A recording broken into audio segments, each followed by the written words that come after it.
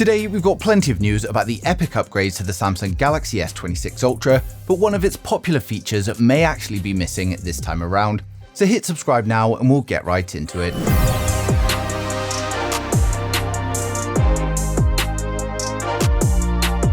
So first up, for anyone that's missed it, the Z Fold 7, the Z Flip 7 and the new watch are available to reserve from Samsung, and best of all, it's completely free to do. You get $50 in free Samsung credit, 3 times Samsung reward points, and even a chance to win $5,000 just by putting in your name and email address. So if you're even considering one of these devices, then I highly recommend you go ahead and do that now by clicking the link down in the description below or the card in the top right corner. Now back to the S26 Ultra, and previously we had many reports that Samsung may be getting a different version of the Snapdragon 8 Elite Gen 2, and of course a better version. There were reports that we could see 2 different versions of the Snapdragon 8 Elite Gen 2, one being a 3nm chipset and then the other being a 2nm, with Samsung of course using this better version. Now Leaker Grey has now posted information on the test samples, and it shows the better made for Galaxy version of the chipset reaching a peak clock speed of 5.3 GHz, which is a huge jump on the 4.32 on the standard predecessor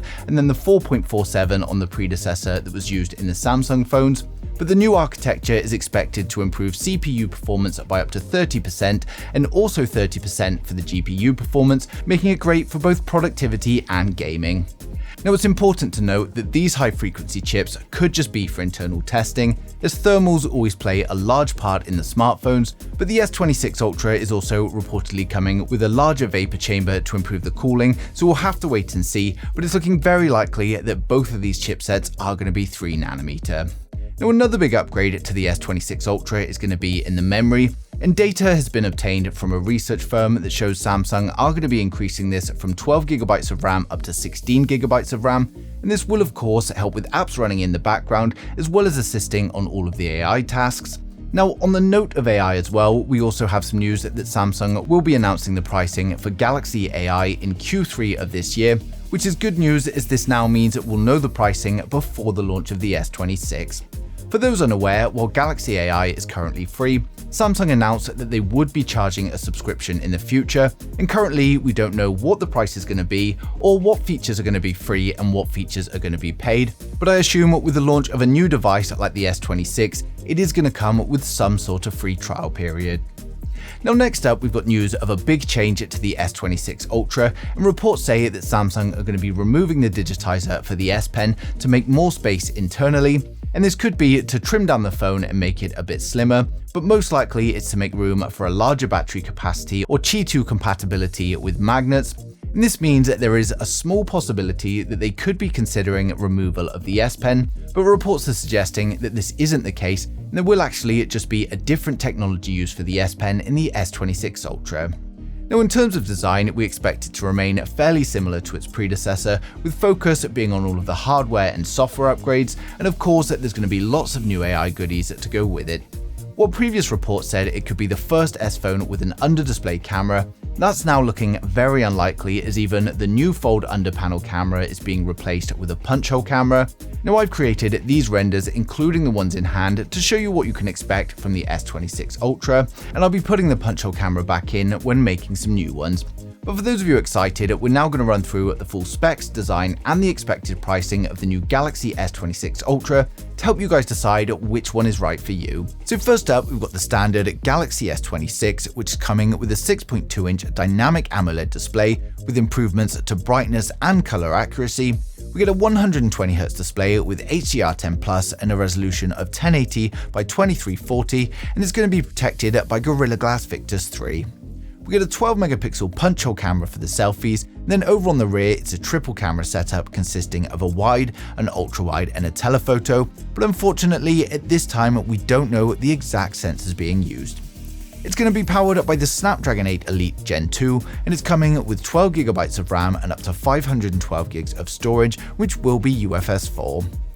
It's coming with a 4000 mAh battery with 25W fast charging and 15W wireless charging, and it will of course come with 5G, Bluetooth 5.4, Wi-Fi 7 and ultra-wideband support, and it's going to be launching with One UI 8 based on Android 16, and it's expected to launch from $800 in January 2026.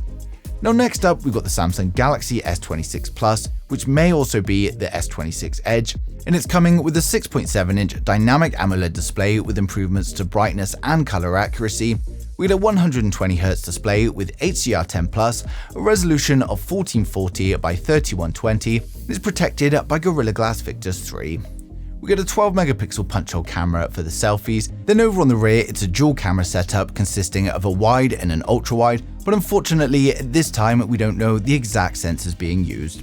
Now it's going to be powered up by the Snapdragon 8 Elite Gen 2, and it's coming with 12 GB of RAM and a choice of 256 or 512 storage, which will be UFS 4. And it's coming with a 4,900 mAh battery with 45-watt fast charging and 15-watt wireless charging, and it will of course come with 5G, Bluetooth 5.4, Wi-Fi 7 and ultra-wideband support. And it's going to be launching with One UI 8 based on Android 16 and is expected to launch from around $1,000 in January 2026. Now finally, we've got the most premium model, the Samsung Galaxy S26 Ultra. And the S26 Ultra is coming with a 6.9-inch dynamic AMOLED display, and again we've got improvements to brightness and color accuracy. We get a 120Hz display with HDR10+, and a resolution of 1440 by 3120, and it's going to be protected by Gorilla Glass Armor 3. We get a punch-hole camera top center to house a 12-megapixel selfie camera. And then over on the rear, we get a quad camera setup consisting of a wide, an ultra-wide, a telephoto, and a periscope camera. But again, at this moment in time, we don't know the exact sensors being used. It's going to be powered by the Snapdragon 8 Elite Gen 2 in all regions, and it's coming with up to 16GB of RAM and 1TB of storage, which will of course be UFS 4. Now it's coming with up to a 6,000 mAh battery with significant improvements to the fast charging, and it will of course come with 5G, Bluetooth 5.4, Wi-Fi 7 and ultra-wideband support. It's launching with One UI 8 based on Android 16 and is expected to launch from around $1,300 in January 2026. So overall, the Samsung Galaxy S26 Ultra is looking like another fairly sensible release from Samsung, although some may argue it's lacking innovation as they're again focusing on refinements over a complete redesign. Now of course, we get plenty of improvements to hardware, software and AI, and hopefully we get some new camera sensors in there as well. But like the past few years, it shares so many similarities with its predecessor, I don't think anyone with an S25 is going to be rushing for an upgrade, but for anyone with an older S phone or looking to get their first S phone, then it could be a great choice. Now of course, we're still quite a way away from the official launch at the moment, but as we approach it, more and more leaks are going to come in and I'm going to be sharing them as soon as they do, so make sure you subscribe so you don't miss a thing in the future.